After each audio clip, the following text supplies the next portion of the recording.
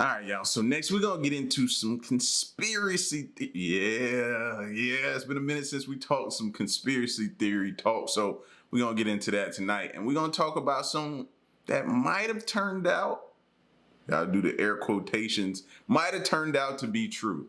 All right. So we're gonna check this out. This is the top 10. Shout outs to Watch Mojo for the video. If you're new, you know what to do. Hit that subscribe button. Join the fam, and let's check them out. He had a blank look in his eye. He didn't know who we were. He didn't know we were his daughters. Welcome to Watch Mojo, and today we'll be counting down our picks for the top... Whoa. Could you imagine going through that with a loved one? Top 10 conspiracy theories that turned out to be true. Oh, there's the president sitting there signing a document. What the heck were we worried about? For this list, we'll be going over the strangest and most famous conspiracy theories that were actually conspiracy facts. Is there a theory you once believed that you now realize was a load of baloney? Tell us in the comments. Number 10. Roswell cover-up. In the summer of 1947, an object crashed down to Earth in Roswell, New Mexico. Theories that it was... Okay, Roswell, New Mexico. I had to get that out, get that cleared out the way first, because there's a Roswell right down the street from me in Georgia. 47. An object crashed down to Earth in Roswell, New Mexico. Theories that it was an alien spacecraft have pervaded pop culture for over a half a century since. Everybody thinks that Roswell was the first sighting of a UFO in the United States, and that bull roar. The U.S. Air Force claimed that the object was merely a weather balloon, only added fuel to the fire. And the conspiracy theorists were right. It was no weather balloon, and there was a cover-up. But it wasn't an alien ship either, probably. The object was a high-altitude balloon, launched as part of Project Mogul. These balloons were intended to detect sound waves from Soviet atomic bomb tests. During the Cold War, the U.S. military couldn't exactly be honest about that in the papers. Now, whether you think that's another cover story, well... This better not be another damn Russian spy. I'm sorry. That's the thing I be saying a lot of times, bro. If they just, I understand, but eventually come out and tell us. You know what I mean? I understand in the moment you can't come out and say what it is for reasons that we don't need to know. Also, you don't want others outside of the country knowing what we're doing. So I get that. You know what I mean? But eventually come out and tell us, bro.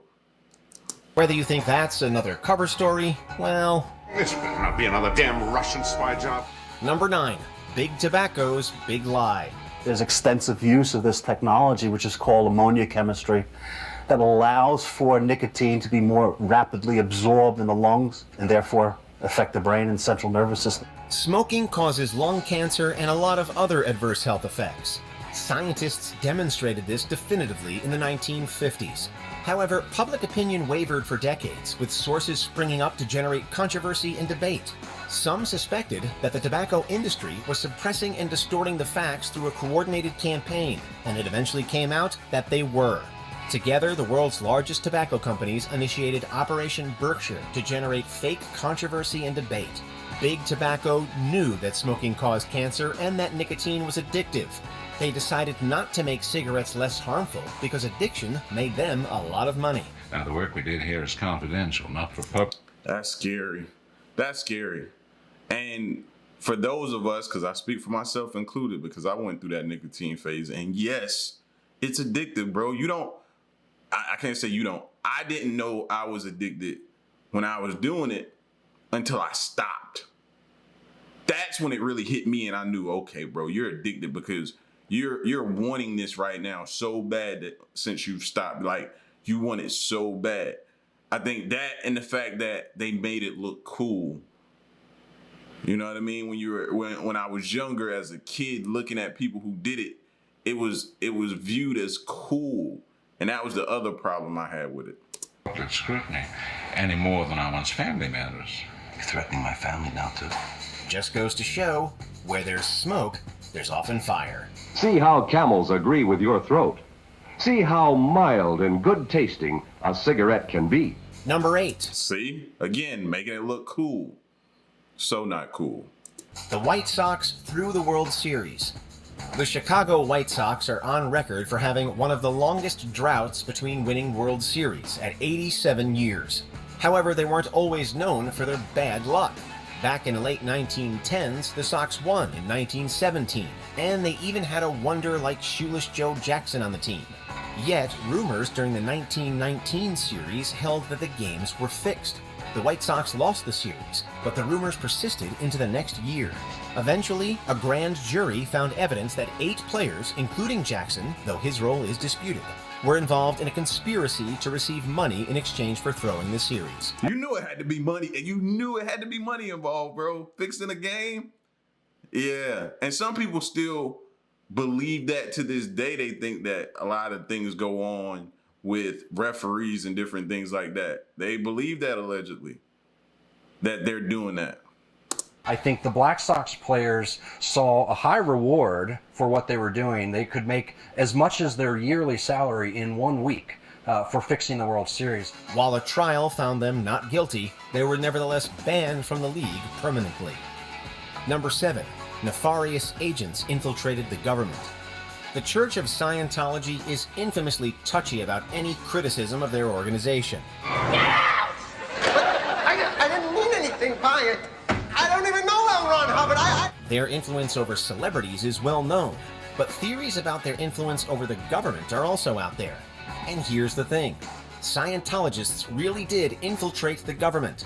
In the 1970s, at least 5,000 members of the organization conducted espionage on government agencies and private organizations. Wow. And this wasn't a fringe element either. The founder's wife, Mary Sue Hubbard, pleaded guilty and went to prison. It was one of the largest scale infiltrations of the US government in history. All of this was done with the aim of destroying evidence that painted Scientology in an unfavorable light. It arguably had quite the opposite effect. Boy, those Scientologists, they can be pretty sensitive. Number 6. The FBI spied on political activists. All power to all the people! Those involved in political protests and other activist causes are often paranoid that they're being watched. And they should be, because it's happened before and it can happen again. Tapes from the hotel rooms, FBI reports, those are pieces of information that we shouldn't have. From the late 50s to the early 70s, the FBI engaged in illegal surveillance, infiltration, and disruption of protest movements and other organizations deemed subversive. He realized how sick this country was. We were trying to reveal the truth about segregation. These ranged from independence movements to civil rights movements to feminist organizations. They even had John Lennon, the former Beatles frontman, under watch. While this program, named COINTELPRO, was abolished in 1971, others may have taken its place. This represents the darkest part of the Bureau's history. Number 5. The first female U.S. president. While the United States has yet to elect a woman to the office of president, by electoral college anyway, some theorize that a woman has assumed the duties of the office already. In 1919, President Woodrow Wilson suffered a debilitating stroke. This left him bedridden and partially paralyzed with some impaired judgment. If I don't help him be president, what a kind of wife am I? For over a year, Wilson's wife Edith aided him in governing the country, to the point where she was basically performing his job in all but name. The degree of her involvement was kept a close secret, and Wilson herself denied that she made executive decisions until her death. So he's like sitting there, and they like move his arm, and then they just release that to the press, and that's how dumb people were back then. Number 4. The government is spying on you. The common refrain for cranks and conspiracy nuts for decades has been that the government is watching our every move. And it's not completely wrong. With the rise of smartphones and the internet, the government has unprecedented access to information on its citizens. They're following us. Now, one thing about that I don't deny thinking that it's true. Like, if you say certain words, I believe, certain trigger words, yeah, they start paying attention to you. I'm almost, you know what I'm saying, to the point where I'm sure of that. But yeah, you can't say certain things. And they should to a certain extent. You know what I mean? Like those trigger words, if you start talking things like that, then yeah, I'm with that. But other things, like you go to some people's house, every camera that they own is covered up. If you look at their laptop, the little camera in front, it's covered up. If anything they got to where, you know what I'm saying? I haven't been to somebody's house bad enough to where they got like newspaper on the windows and they whispering when they talking. I haven't seen nobody that bad, but it's people out here like that. They don't play around. And they truly believe that everything is. In the wake of 9/11, the Bush administration initiated far-reaching mass surveillance programs, both foreign and domestic. The NSA's activities in the years since have included sucking up and storing online history, emails, metadata, text messages, you name it.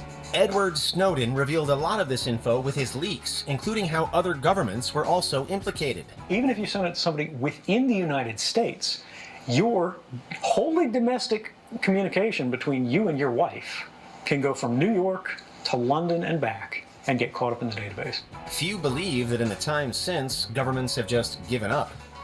Number 3, false justification for war. In August 1964, the USS Maddox fired a warning shot as 3 North Vietnamese torpedo boats approached the Gulf of Tonkin. After the torpedo boats opened fire, the Maddox sank all 3. 2 days later, the report of a second attack prompted President Lyndon B. Johnson to authorize further military action in Vietnam. For years, people questioned this justification. At one point, the commander of the ship said, "We're not certain of the attack." Another point, they said, "Yes, we're absolutely positive." And then finally, late in the day, Admiral Sharp said, "Yes, we're certain it happened." It was eventually revealed that the second attack was imaginary, based on wrongly interpreted communications intercepts. It wasn't the last dubious rationale for war. In 1990, George H.W. Bush leveraged false testimony crafted by a public relations firm to initiate the Gulf War. Over a decade later, his son would falsely claim that Iraq possessed WMDs to justify an invasion. The people of the United States and our friends and allies will not live at the mercy of an outlaw regime that threatens the peace with weapons of mass murder. Number 2, Watergate scandal. Perhaps the most well-known political conspiracy of all time, the Watergate scandal was unthinkable when it occurred. Because people have got to know whether or not their president's a crook. The scandal began when Republican President Richard Nixon's administration illegally wiretapped and broke into the Democratic National Committee headquarters. We don't know who ordered the burglary, and we don't really know what the burglars were up to that night.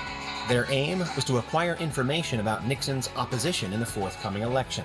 The arrest of the perpetrators led to attempts by Nixon and his administration to cover up their involvement.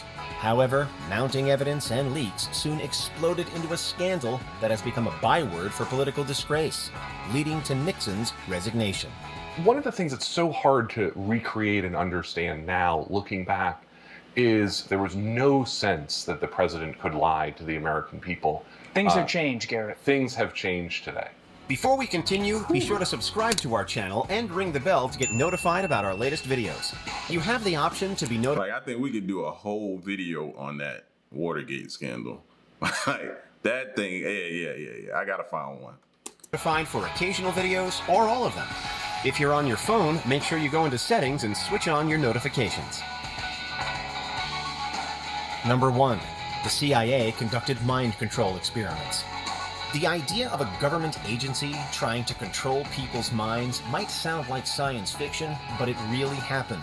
Prostitutes would lure men to these apartments, and then once the men were in the apartments, they were dosed with LSD, and then they were basically studied by CIA scientists. In the What the what?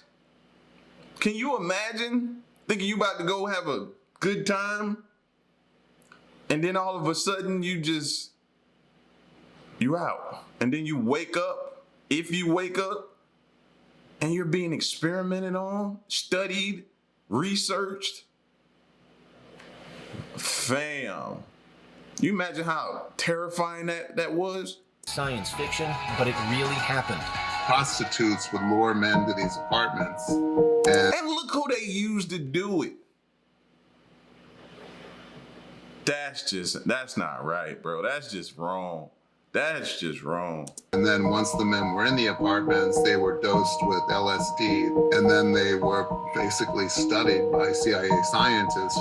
In the 1970s, a commission on the CIA's activities within the U.S. exposed the existence of Project MK-Ultra, a secret program that used drugs and torture to manipulate its victims' mental states. Kool-Aid was spiked with LSD. It was horrible. These experiments were conducted on... Did she just say Kool-Aid? Yep, they would have got me. Back in the day, I used to be a huge fan of the Kool-Aid, bro. I grew up on it. They would have got me. On prisoners in secret detention centers around the world, as well as within American universities, hospitals, and prisons. The CIA also funded brutal experiments involving electroconvulsive therapy in Montreal, Canada. Victims of MK-Ultra included Ken Kesey and Allen Ginsberg. It's one of the darkest conspiracies out there, and we still don't know the full extent of it. Did you enjoy this video? Check out these other clips from WatchMojo, and be sure... And also hearing them say Kool-Aid makes me want to question, did they target a specific demographic now? You know what I mean? Not saying there's only one demographic that enjoys Kool-Aid, but let society say it. A majority of what demographic came up on Kool-Aid? So it's crazy to hear some of these things, man, and then think about this is the world that we live in. That is scary. Now, y'all get at me in the comment section, man. Let me know, where were you when you heard about these things? How do you feel after knowing these things? It's scary, bro. It's truly scary. Y'all get at me in the comment section. Let me know what you think. Until next one, I'm gone. Peace.